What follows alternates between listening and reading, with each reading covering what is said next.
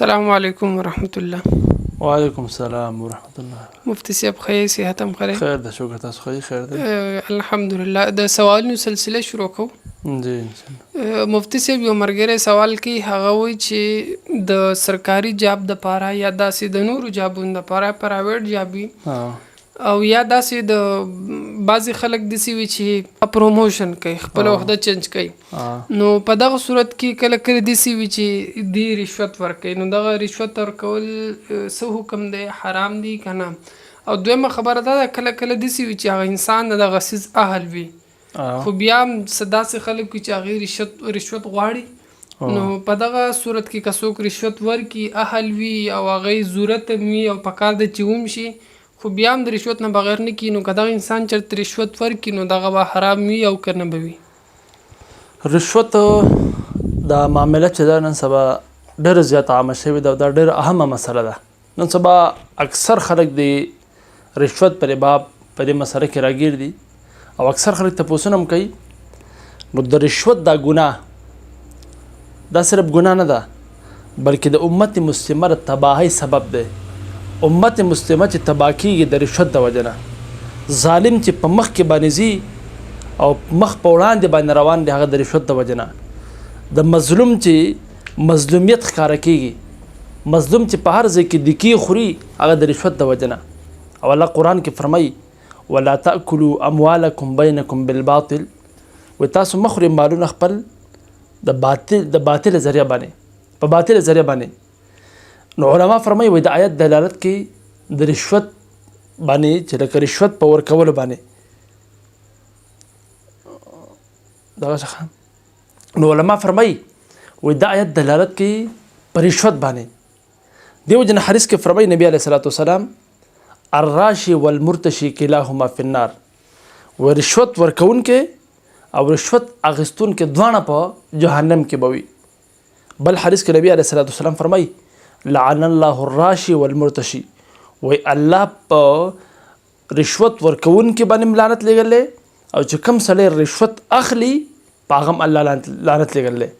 خو علما بعضې صورتونه داسې د جواز ګرځولي دي، لکه علما وایي چې یو سړی د خپل حق دپاره رشوت ورکوي، که دی رشوت ورنه کړي هغه ته هغه حق نه میلاویږي، یا دغه شانتې د ظلم نه د بچ کېدلو دپاره که دی رشوت نه ورکوي نو د سره ظلم کېږي، نو علما وایي مجبوراً د رشوت ورکولی شي او دی به معذوره شمارلی کېږي چې دی معذوره دی.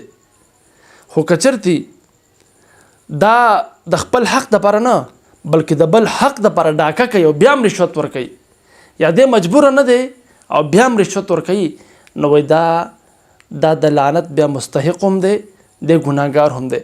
ځکه د فقه اصول لري چې کوم څیز انسان حرام ته بوځي دغه څیز حرام دی. نو انسان چې رشوت ورکوي نو د حرام دی، نو تا به د بل طرف ته چې کوم بوځي دغه بیا حرام شو.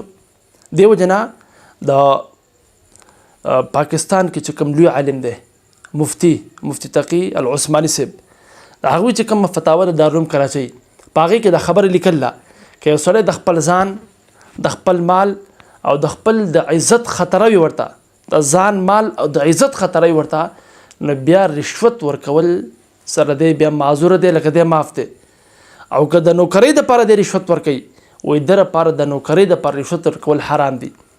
داسې دا کومه ګټه چې وایي ده ته راځي دا تقي صاحب په خپل فتاوه کې لیکي، وایي ده ته چې د دې په ځای کومه ګټه راځي وایي دغه ګټه مشتبه ده، حلاله نه ده، شبه ده پکې. او دغه شان حدیث کې راځي نبی علیه الصلاۃ والسلام فرمایي د رشوت په باره کې وایي چې کومه غوښه حرام مال سره جوړ کړلی شي، د کومې غوښه د حرام مال په ذریعه باندې هغه غټیږي برابریږي، نو وایي د دغې غوښې لپاره وایي جهنم مستحق دی. نو نن سبا د رشوت په دې معامله کې اکثر خلک اخته دي. نو رشوت اخیستونکی خو دی ګناهګار دی، خو د لعنت مستحق دی. د لپاره د احادیث چې کوم دي رشوت اخیستونکی دا په جهنم کې دی، ورکوونکی په جهنم کې دی او لعنت وغیره چې څوک یې اخلي هغه دی ګناهګار. خو چې کوم یې ورکوي نو که چېرته هغه د خپل حق دپاره اخلي یا د ظلم نه بچ کېدلو دپاره رشوت ورکوي نو بیا دی معذوره شریعت ګڼي چې د معذوره دی خو بیا هم که دې ځان بچ کړي نو ښه خبره ده چې دې دغه نه ځان بچ کړي